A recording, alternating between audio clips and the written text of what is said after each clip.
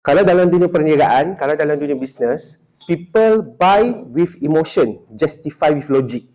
Dia orang akan beli dulu, kenapa dia orang rasa nak beli something ni, macam investnya, kalau aku beli ni, it's more like macam aku achieve something. Kalau aku beli ni, aku berada di certain level. Kalau aku beli ni, aku boleh mencapai sesuatu impian. Kalau aku beli baju ni, aku nampak cantik, hot. Nanti that guy akan shock dekat aku. Gitulah lebih kurang kan. So, people buy the dream. Ataupun people want to solve their problem. Selalu lagi banyak emosi kita boleh tekankan, lagi senang kita nak menggoyahkan lagi decision dia untuk mempengaruhi dia lah. Jadi same goes of sending the message. Kalau kita ada emosi lagi bagus lah.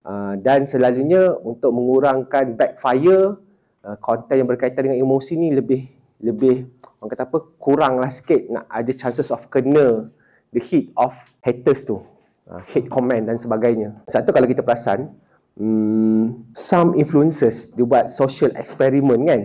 Dia buat social experiment, dia bantu-bantu orang susah, bagi nampak kerja kemuliaan yang dia buat tu. So netizen akan lagi mudah nak engage. So daripada engagement tu akan datanglah lagi reach yang lebih jauh untuk mendapat capaian kepada lagi ramai audience.